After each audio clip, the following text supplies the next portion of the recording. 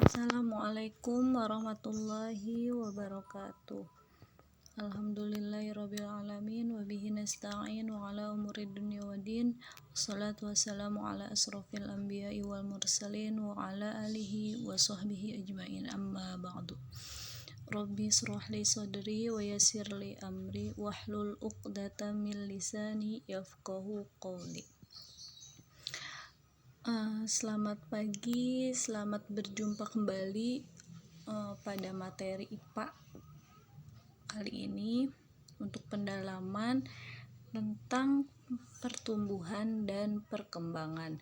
Minggu kemarin kita sudah membahas inti-inti dari pertumbuhan dan perkembangan, yang mana dalam pertumbuhan dan perkembangan ini memiliki perbedaan yang sangat jauh gitu kan. Kemudian kita akan melihat apa itu pertumbuhan. Apa itu pertumbuhan?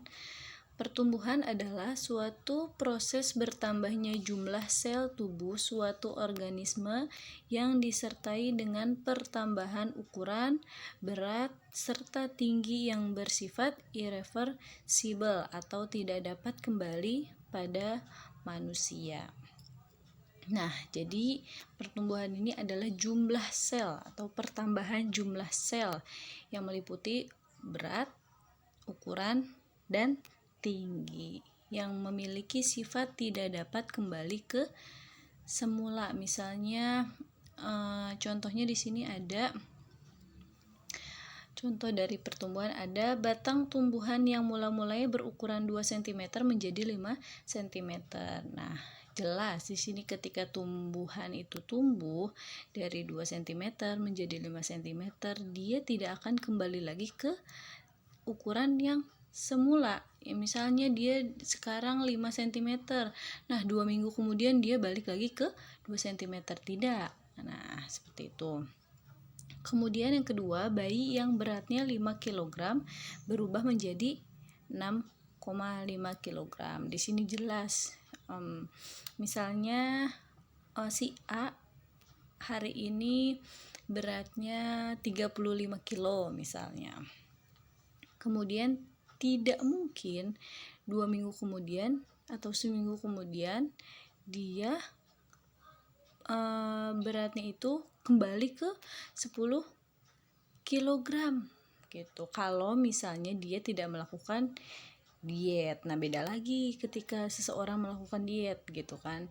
Nah, karena itu yang diinginkan. Kalau misalnya dengan sengaja gitu, maksudnya tidak sengaja, tidak melakukan diet atau apa gitu kan, nah itu tidak mungkin kita tuh berbalik ke semula. Misalnya kita waktu bayi itu tadi 5 kg berubah menjadi 5 kg. Nah, ini tidak mungkin ketika dia 6,5 kg berubah lagi menjadi 5 kg. Mungkin saja, tapi kan itu dikarenakan beberapa faktor, kita nggak makan gitu kan.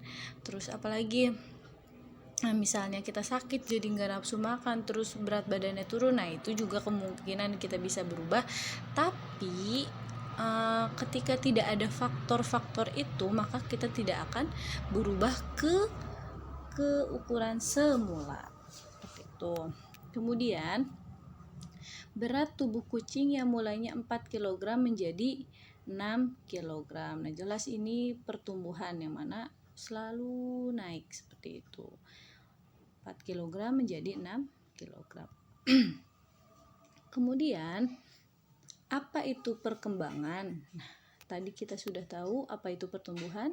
Pertumbuhan adalah proses bertambahnya ukuran, berat, dan tinggi yang bersifat irreversibel, artinya tidak bisa kembali ke bentuk semula. Nah, sedangkan perkembangan, apa itu perkembangan? Perkembangan adalah suatu proses yang terjadi pada setiap makhluk hidup untuk menuju kedewasaan. Nah, ini berkaitannya dengan kematangan. Kematangan apa? Kematangan pikiran, kematangan hormon. Nah, kalau perkembangan contohnya dari remaja menuju dewasa, dari anak bayi, anak-anak remaja, dewasa, dan manula. Nah, itu adalah perkembangan. Beda ya. Kemudian, apa saja contoh dari perkembangan? Yang pertama adalah pematangan sel ovum dan sperma.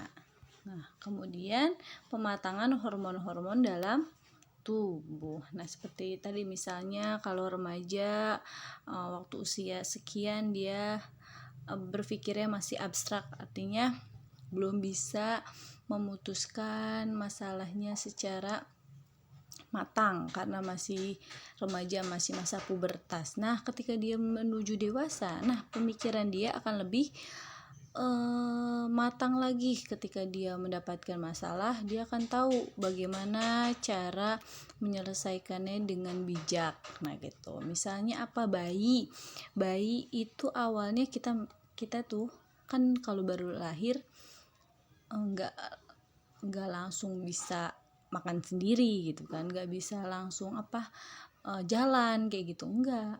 Nah, kita berkembang sedikit demi sedikit dari yang bayi hanya bisa menangis. Nah, kemudian kita bisa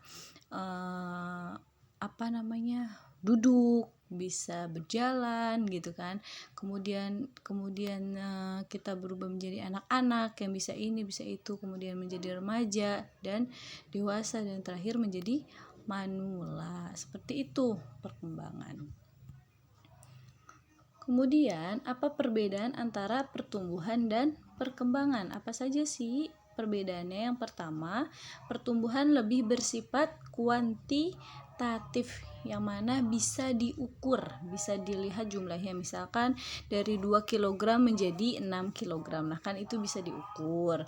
Terus, di mana suatu organisme yang dulunya kecil menjadi lebih besar dengan bertambahnya waktu. Jelas tadi kan pertumbuhan itu apa. Kemudian,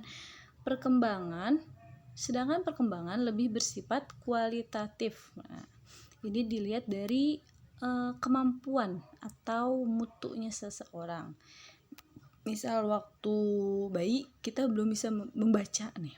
Pas kita masuk TK, itu kita udah mulai bisa mengenal angka, sudah bisa mengenal huruf, kemudian beranjak bisa membaca, bisa menulis. Nah, itu kan kemampuan atau mutunya seorang. Nah, itu yang disebut dengan perkembangan. Di mana suatu organisme yang sebelumnya masih belum matang dalam sistem reproduksi menjadi lebih dewasa dan matang dalam sistem reproduksinya, sehingga dapat melakukan perkembangbiakan. Ini kalau dari sistem reproduksi, yang mana perkembangan ini bisa kembali ke bentuk mula. Jadi contohnya misalnya ketika kita anak-anak, kita bisa menulis, membaca, berhitung lancar semuanya. Remaja masih bisa. Kemudian ketika dewasa kita tidak mengasah itu, tidak mengulang-ulang materi itu. Nah, bisa jadi kemungkinan besar suatu saat kita akan lupa dengan materi tersebut. Kita akan lupa dengan kemampuan tersebut karena di otak kita ada yang namanya serat-serat memori.